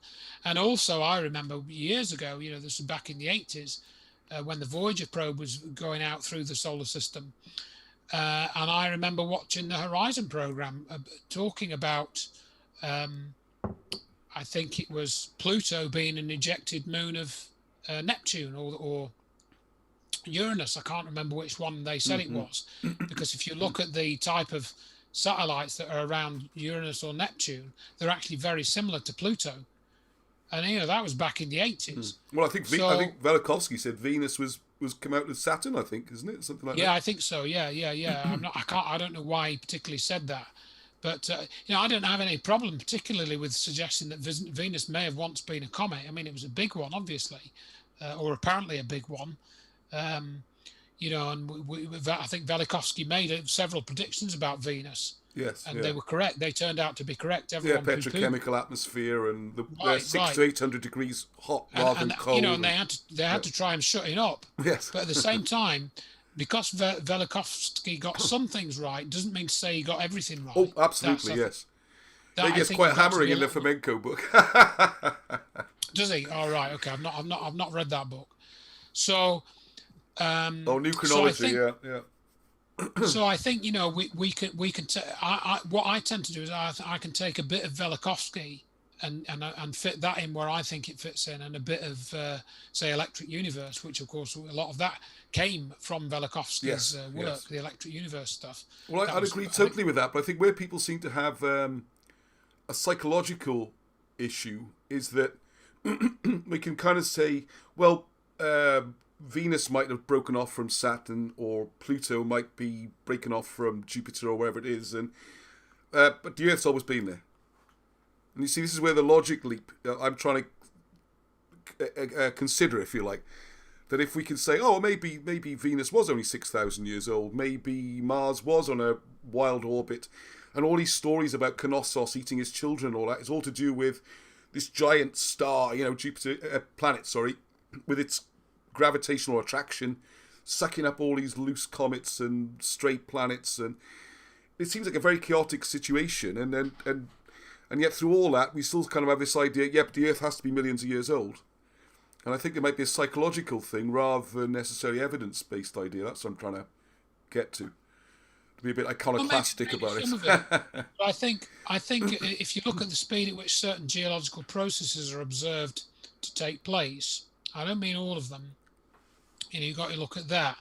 But I think, again, it's fair enough to say that if you try and go back further than about 10,000 years, things become far less certain, because we don't really have any artificial objects beyond that are easily available beyond about sort of 12,000 years old, isn't it? If that's all, I would argue, yeah. I mean, there's Göbekli Tepe now, which well, I put that about 650 BC, so there we go. Oh, really? So you're I wouldn't go with the 12,000 BC view, but you're not. No, okay. I think a lot of these dates are picked fairly arbitrarily, as far as you can see. Really. One of the interesting ones, like for example, people put the Sphinx at say 12,000 BC. Right. Well, one of the theories for that is again to do this alignment with planets and things. So, if you take the Sphinx as being a bull, for example, then it has to align with Taurus. If I have the details wrong, I apologise. But the principle, you get the principle, and that lines up there. And the last time that would have lined up would have been 12,800 years ago. Therefore, you can make an assumption from that. But if the Earth during that time is at a jolt, that calculation's just gone, isn't it? It's but I think that if you're going to go with that side of things, you need to get the evidence that the Earth had a jolt. Well, exactly. This is why I think some of this planetary formation makes things like that far more likely. I would suggest. Yeah. I mean, you could certainly. It's easier to kick a ball than a lump of iron. It goes a lot further. But this is one of the things with this. I don't know if you looked at Scott McLachlan's work. No, and he talks about Saturn. Yeah, he talks about the what's it called, the Saturn death cult or something. The what? Sorry. And the Saturn death cult. I'll see if I can find his. Okay, don't worry. Yeah, also I've got a few more questions on there I want to pass on as well, because there's people talking about footprints where you got dinosaurs fossilized with humans. Okay, I think that's a different subject again, isn't it? That's in Michael Cremo's book. Right. Okay. And I know with well, Lloyd Pye's an interesting one on this, isn't he? Because Lloyd Pye, I thought the first half of his book was fantastic. It gets a bit fanciful for my liking in the second half because it becomes assumptions then, doesn't it? But the first half of his Everything You Know Is Wrong book explains why there's real problems with creationism and real problems with the concept of evolution. And we should look for a third way, but I don't know particularly like the third way he comes up with. But I thought the first half was very good evidence to kind of really pull apart some of the ideas about lengths of time and evolution. I think it's a book you're familiar with, isn't it? So. Oh yeah, I mean I've read both the versions of that book, and I think I agree with. I learned a lot from Lloyd Pye, you know, and again I do in general I do go along with the millions and billions figures, but I'm certainly not, you know, sort of set on them enough to say that there might be other circumstances which haven't been properly determined or explored to call those dates into question. You know what I mean? You've only got to, for example, start listening to I can't even say it, Rupert Sheldrake, and how he talks about varying constants, you know, in physics, to sort of consider, well, maybe there is something we're missing in terms of the age of the universe or and so forth. But currently, my sort of general feeling is that the millions and billions years are sort of in the right ballpark for how I understand things, you know. Well, people are very much liking what you're saying, Andrew, as well. I have to have you back and go back into the next stage on this one as well, because with this kind of subject, you do have to get all these things you've explained really well into place first before you can have the discussion, don't they? I remember reading about two physicists in the 1920s, and they met to discuss something. In the first 3 days, they just walked around, saying, just working out where they both were. You know, then they could actually discuss something. Yeah. Well, I think that's it. I mean, you know, you've got to. This is why, for example, if you go on a bloody BBC program or something to explain something, and you get you'll 2 get minutes, like a 10-minute slot. Yeah, you can't do it. You can't go through the evidence of anything that's challenging anything in the mainstream. You can't do it in 10 minutes. You need at least half an hour, probably an hour. You know, and you can't do it. And even with what we're talking about, where we're coming at it from different angles, different experience, different. You know, you've got to get. We've already scratched it in some ways, have we? It's just general principles is the idea, isn't it? Exactly. You know, and going back to this, the Earth expansion stuff, you know, and how the oceans formed and stuff.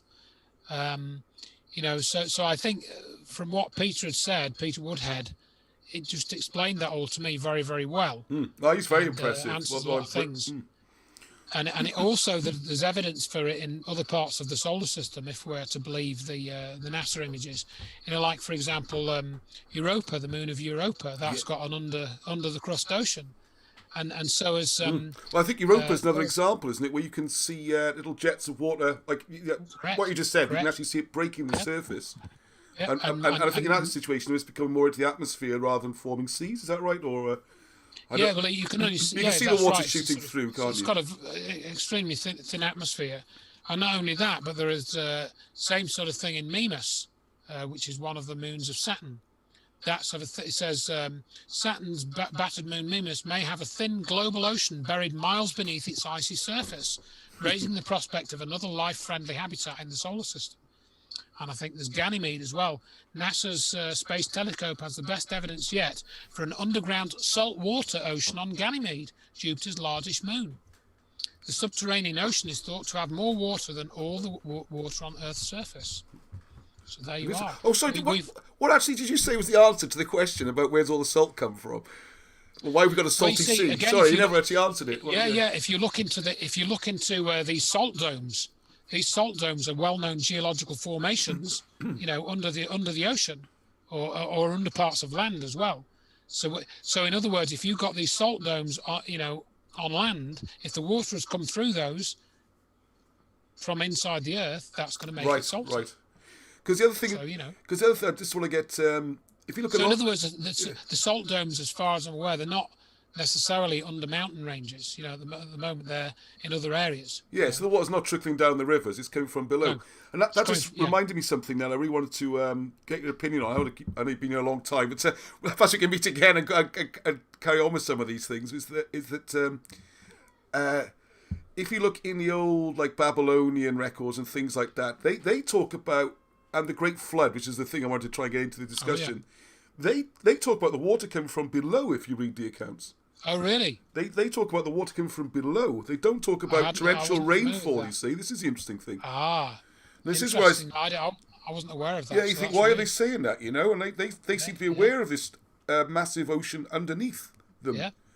And this is why this thing with to mix up two different points at the same time. I apologise for that, but it's the gradualism and everything. There seems to be in the human memory or something these huge events such as great floods or great catastrophes or wars of the gods that might have caused for a dramatic change. So you can't necessarily apply just a linear approach to it. That's the. I'll dig out the Babylonian stuff about coming from the underwater, but someone in the group knows about it. I think there's very little argument about an ancient flood, isn't there? I mean, it's something that exactly. Even if you don't agree with the sort of timescales as much. But my logic's always been that I think what the general explanation is that they had a flood in China at one point, they had a flood in South America at one point, they had a flood here at some point, but they couldn't physically have happened all at the same time because where did the water come from? Well, suddenly, with this planet theory and the inner ocean, the whole surface of the world, or the sea levels, if you like, of the whole planet could have suddenly gone up. Yeah. 10 now, feet, again, 20 feet. The way that the Earth expands, we can see that there's geological activity right now with the crust under stress. So, depending on where the water is under the surface, you may get localized, outgushing of new sea essentially into South China Sea or something, or around one of the fault lines. And the water's got to go somewhere, isn't it? Once it's like say for example, going back to, if we had this film, this skin, if you like, and a comet or something has smashed into it and really ripped an enormous 100-mile long thing, like the kind of stuff you see at the bottom Pacific, that sort of scar, isn't it? Would that, with this model, do you think that would cause a massive outpour of water, perhaps? Could do, yeah. Right. I mean, and the other thing that was pointed out by someone, I can't remember if it was Peter or Frederick Nygaard, that all these sort of deep ocean trenches, they're full. The sea has filled them up completely. There's none that are like half full. So everything that we see is all full. So how maybe could it not be full? I don't understand. Well, what I was going to say is that maybe when the water starts gushing out, it reaches some type of equilibrium point where you've got pressure from below, which is pushing the water out. But then when it gets out onto the surface, that water essentially starts to push back down on the rock, and way back onto it and close it off again. You just answered my next question, because I was trying to work out was if we get this big rip and the water starts pouring out, how do you fix it? How do you fix the burst balloon? Yeah. Maybe it just reaches some type of equilibrium, and again, it's because gravity doesn't work quite the way we think it does. So, the water coming out actually affects gravity somehow as well in the way that gravity is working. So it might reach some sort of equilibrium under its own process, which we don't fully understand because we haven't actually seen it working. But, so if you had a very low pressure of water coming up through the plug in the bottom of a bath, at some point the weight of the water in the bath would stop more water coming out, would it? I don't know. You're better at physics. I think so. Yeah. I mean, it would depend on various factors, but yeah, But also, you could say, well, why does a volcano stop erupting? True. Well, I imagine you've got solidifying magma, though, haven't you? That might be a difference there. You're kind of making your own plug, aren't you? Or you run out of heat energy, but underneath, I don't know. Underneath the mantle, you still got lava and hot material as well as the water, but so that in of itself could be the sealing off mechanism. It's just that region cools down and the magma forms a solid plug again and the water stops coming out. Could equally well be that as a weight issue, and reach an equilibrium. But you're probably familiar with Randall Carlson's work on I'm not. No. If you haven't, you want to. I mean, again, he's sort of pretty much standard timescale, but he's done quite a lot of work on Atlantis, and I came across him probably within the last couple of years. Randall Carlson, he's done some very interesting videos about that. So he reckons that Atlantis was probably the Azores. That's where Atlantis was, in that region.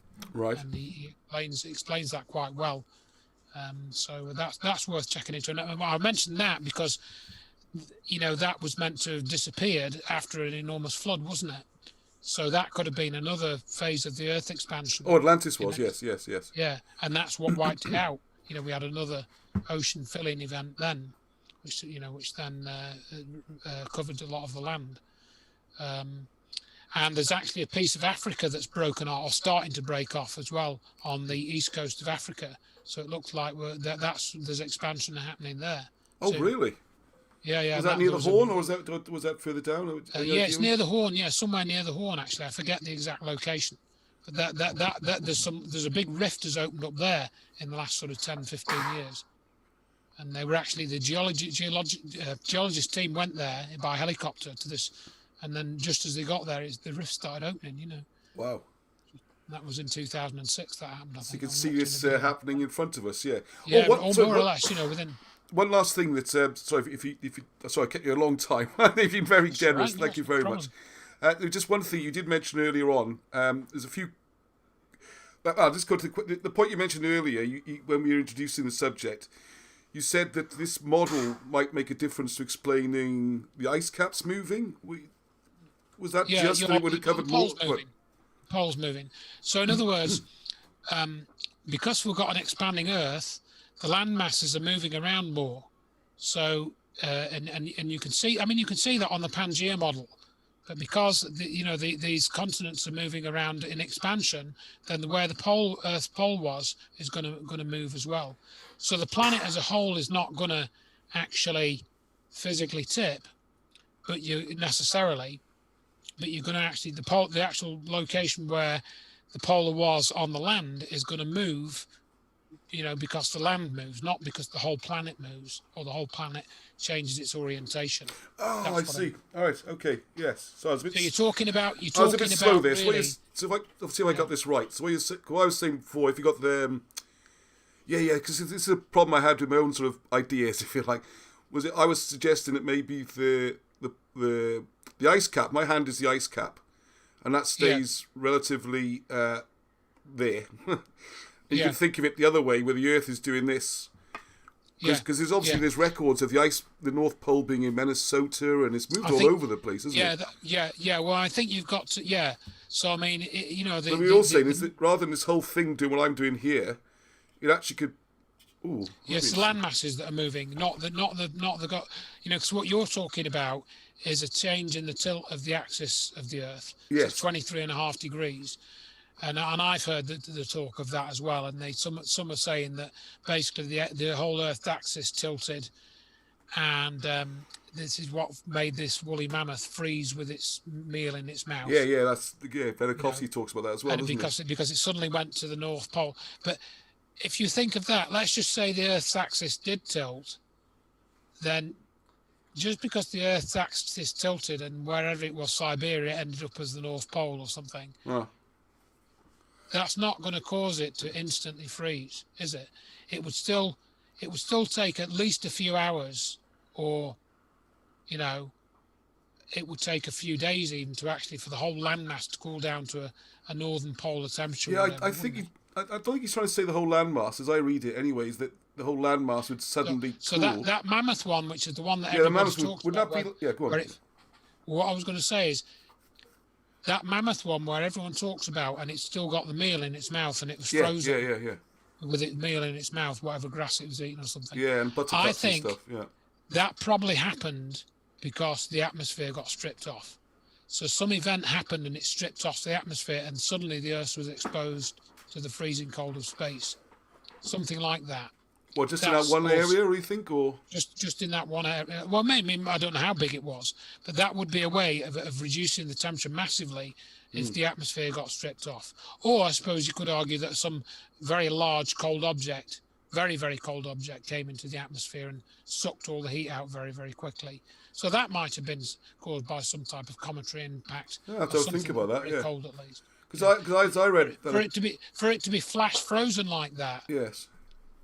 But does Velikovsky say the Earth was flash frozen? I didn't. I don't know. I'd have to. I'll have to read it again. I'll have to look. Yeah, well, thank you for those thoughts. I'll look at and bear those in mind because it's got me thinking differently. But as I got the idea was, it's almost like in the same way as you can have a massive tsunami of water, we're kind of aware of that, you could have a sort of tsunami of frigid, frozen air, which would cause the instant freeze, and then the ice would build up. Then it wouldn't. I don't think everything was instant. It's a kind of sudden hitting of a cold front, if you like. Mm-hmm. And I mean, there's again the story of Uranus, isn't there, where that's been tipped over and its pole faces the sun. So its pole is in like darkness for 21 years, and then it's in the other pole comes round, it's in darkness for 21 years. So that's been tipped on its axis, and so that might have happened to the Earth. There's been talk of that happening, the Earth's axis talk changing, but I think it's been probably fairly stable for quite a few years. Quite a few years. That's very diplomatic. Yeah. I mean, I don't. I think really you'd have to see evidence of a sudden polar shift. I know there's talk of a snowball Earth and things like that, which I think I can't remember how strong the evidence for that is, but I've heard talk of that. How could you have a whole snowball Earth? This is the question, isn't it? This is his big argument, Velikovsky, wasn't it? It's physically impossible to have the whole Earth covered in ice, because where does the energy come from? Where does it go? The only way you can explain it is the cold moving very rapidly. He would argue. I mean, that the whole idea of an entire pole shift is not something I've really studied in any great detail. It's just something I've come across, and I haven't looked at any strong arguments for or against why it would have changed. But I think I can't see that there's been a major shift in the axis for probably at least 100,000 years. Okay. I would. Do you know this thing that isn't it the case that the pole is moving like 12 feet a year or something? I thought I read that. That's the magnetic pole, though, not the geographic pole. Right. Okay. So that's the thing. You've got to distinguish the two. Right. Okay. Well, thanks very much. I know you've had a long day today. You've been very busy. That's all right. And I'm very impressed with your stamina, Andrew.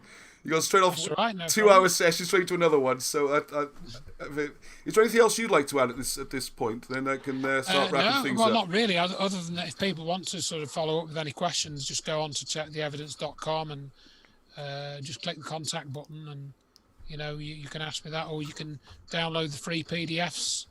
I've got made like a little trailer video for each of the books, so you can get an idea of what's in them. I would highly recommend them. I can't recommend them enough. I am an enormous fan. I just read all your stuff. That's a huge advantage today. I'm sort of I've seen all the stuff you've written. No, it's great. Well, thank you. And I had so many questions burning I want to ask, and you've been great answering quite a few of them. So good. It's been wonderful. Yes. So I'll put all the links up to Andrew's website and that. And do you have any more? I know it's. These difficult times at the moment, I don't want to get into anything at all contentious, but you used to do a lot of talks and travelling around, and somebody in our group saw you in Swansea a couple of years ago talking about Star Child and things. What do you do at the moment to keep yourself? Are you doing much online or something that people can watch? Yeah, I mean, I'm doing stuff online like this, but unfortunately I'm a bit tied to home at the moment because my wife's ill. Yeah, I'm sorry to hear that. I've got to look after her. So although I'd be quite happy to go and do talks. I'm a bit tied here, and that situation is sort of under review at the minute. So we'll see how that goes. Oh, dear. But I'm happy to do talks like this anytime. I'm available most evenings. I can sort things out if I'm here. So anybody that wants to do online Zoom meetings or whatever. Oh, I'd love to do another one. I'll try to keep it a bit shorter next time. Yeah, no problem. And happy to talk about that. Yeah. Yeah, please send my best wishes to your wife as well. Yeah, I'm very sorry to hear that. Things are difficult at the moment, aren't they? Yeah. So there we go. All right. Well, all right. Well, thank you very much indeed. And that's it's just been wonderful. I know I get loads of comments. That was brilliant. Everyone's enjoying it.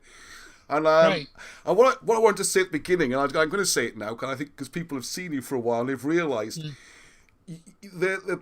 as well as all the science and all the wonderful stuff you do, the thing I learnt most from watching you discuss things is the way you express it. And I try so hard to try and follow the model whereby, I'd be inclined to say, oh, look how stupid this is. And you have a way of, the position as I understand it is this, and it has problems with it, and this causes the flaws, and this... And that is a kind of a lost art, or that people can disagree and exchange different viewpoints without coming to blows or anything, And this is a wonderful thing that people need to do. And I also say, I think you do that better than anybody. Like, it's absolutely wonderful. Oh, thank you. Yeah. You just made me think of something there, and I suppose thinking of that point, it's like it's quite difficult to be passionate about something, but yet not be attached to it, as if it, or not attach it to you, if you see what I mean. Yes. So in other words, I'm quite passionate about this Earth expansion, just as an example, but it's not because I thought it up, and it's not because, it's because it's, as far as I can tell, it's true. And so, it's just like being passionate about the truth, but then again, being able to say, well, okay, I can kind of just back off from it a bit and go and do something else. So it's like you do have this balancing act between becoming attached to something, but also having the duality to be detached at the same time, or detached to a certain point, and having that space where people can come in and say, well, actually, Andrew, have you thought of this? Because if you haven't got that space there, then you can end up not growing. So you've got to leave yourself a space in whatever it is, I think, to grow into. That's a good tip. Yeah, and the other one I try and do, and I don't always succeed. I really try hard. I like to watch your videos just to get me into the way of expressing and trying to be more academic. Is a kind of a bad kind of stigma to that word, but analytical. Well, presenting positions rather than I think, and it's like, well, there's a position and there's a position. And to me, this position seems to have more going for it, or this one has problems, or there's ways of saying it rather than he's right and he's wrong. So I know when people, it's something I've learnt with my own books coming out now. My first couple is that people are very reluctant to criticise or give you feedback, and you need that. You need that criticism and feedback, and the only way you're going to get it is to be approachable, and also to realise that they're not having to go at me personally. There's something in the book they don't like, or there's something in the idea they don't like. It doesn't mean to say I'm suddenly stupid or they don't like me, or I don't take it personally, isn't it? It's the old saying, I suppose. That's it, exactly. Yeah, absolutely. Yeah, I think that's it. It's all part of sort of, learning and growing, and just responding to criticism is a good thing. And I think if you do get into that in a good way, then you're more likely to learn new stuff, and you get people contacting you. And a lot of this stuff is what people have sent me and triggered me off in different. I like Peter contacting me. I'd never known any of this if it wasn't for Peter Woodhead contacting me. And half the conversation tonight was because he contacted me, and I was looking at something which is a bit crazy, this hollow Earth thing, and that would never have happened if I hadn't sort of gone into that and just kind of tried to give it a good shout, even though some of it's a bit daft, some of it. I'm not saying anything.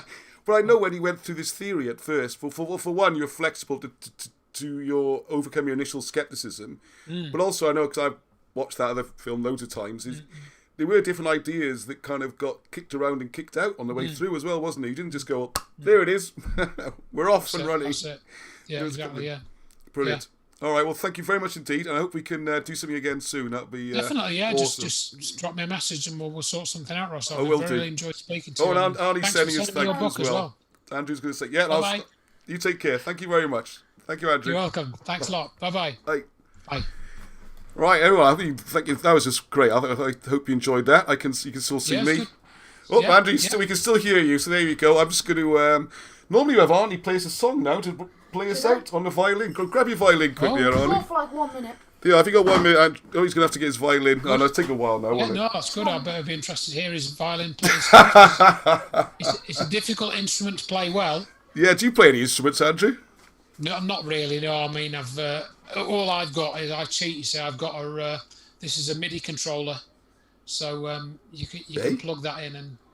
Yeah, I'll give you a quick demo actually. Oh, go on in, hang on in. All right, yeah, go on. Hang on, sorry, I need to go back on. Yeah, hang on. Oh, look at this. It'll take me a minute to get this set up. It's just some of the sounds you can get out of it, because what I'll have to do is switch over my sound. Hang on a minute. All right, that's plugged in. I've got to load up my software. Hang on a second, Arnie. Hang on. We're going to see what's it called. No, you can do it. Let him go. No, you'll come on at the end of the show. Don't you worry. You do your mini controller. Go on. I never heard of this.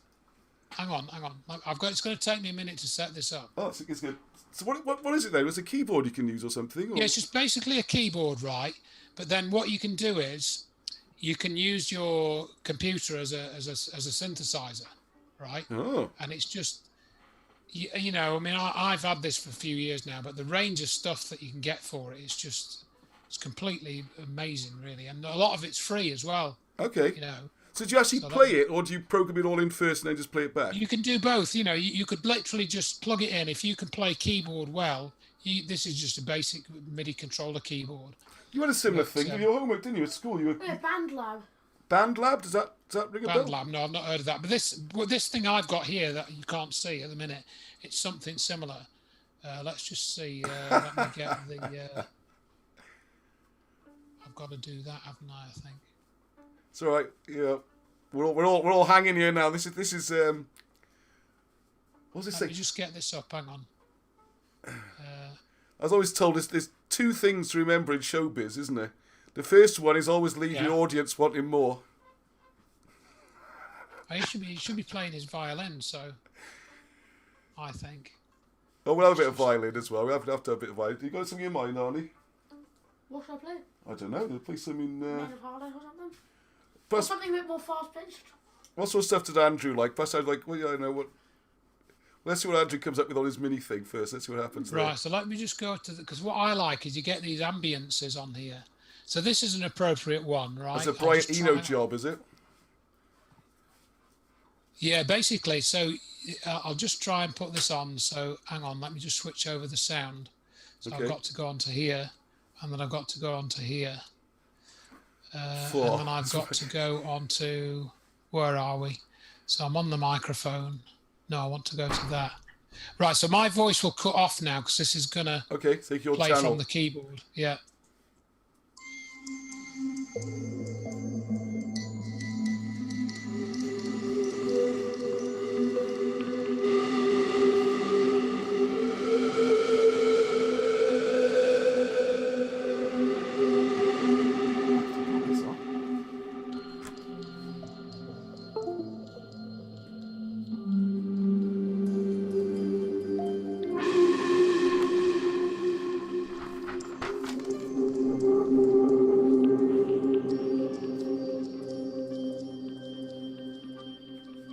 We can't hear you, Andrew. We can hear the music.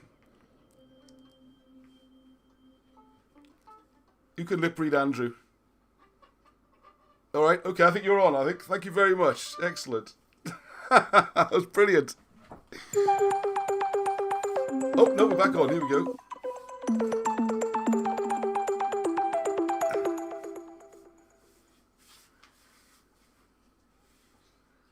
Oh, one more. Here we go. Bonus material. Yeah, this is the bonus material. There are so many questions there. So antediluvian demigods. Yeah, all the antediluvian stuff. So no, I mean hello. that was just a quick. We're that was just a enjoying quick that, thank demo, you. Really.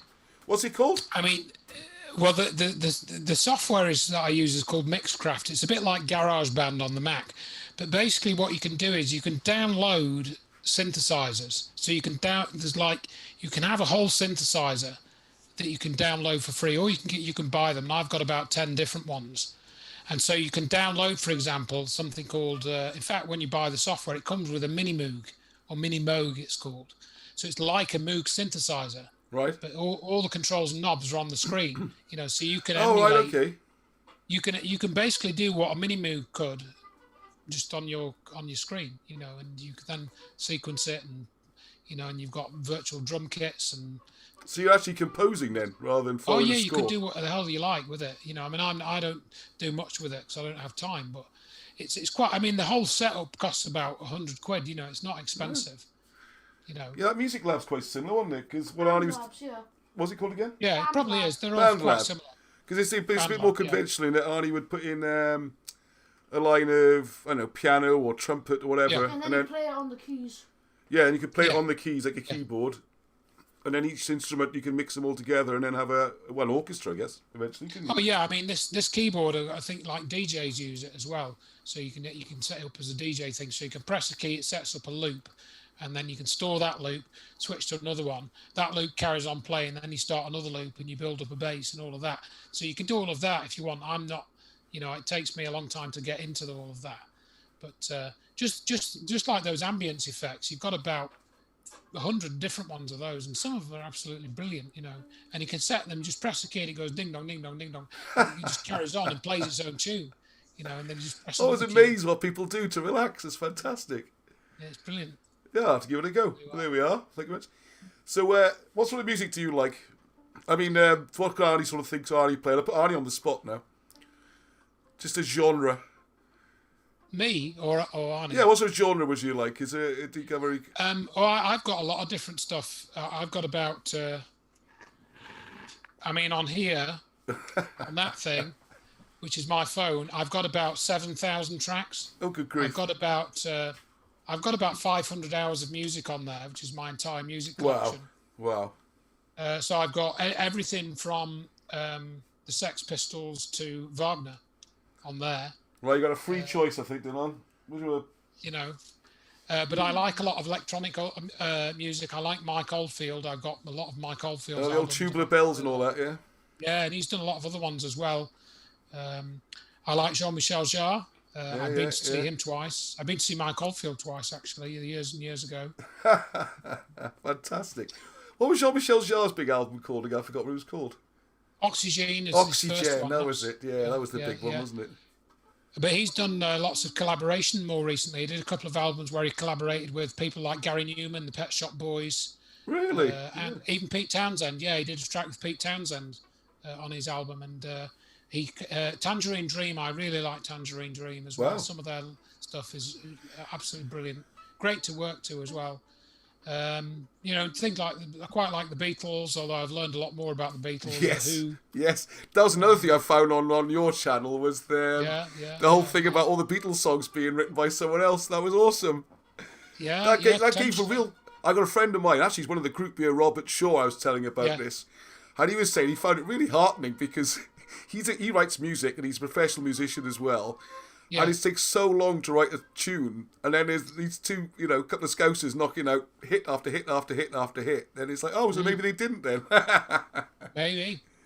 So yeah, who else? Clanad, things like that. You know, a lot of conventional stuff as well. So not, you know, mainly sort of conventional stuff. I've got some classical stuff on there on the phone. Wow. Classical music, you know. So what about yourself? What sort of things? Well, I'm the opposite of a music snob. I tend to like whatever's on usually, as long as it's reasonably well played. Yeah. I was into reggae for a long time. I don't know anything really. Yeah. I don't have a particular preference. Yeah. Fair enough. So yeah, I mean, you seem to have gone off, or is that me? No, I shouldn't. Have I just knocked that off? You seem to have you muted your mic, or is that me?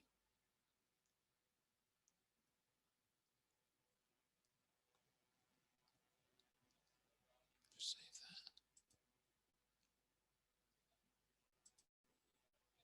that. You're off. Gone. It's all gone quiet.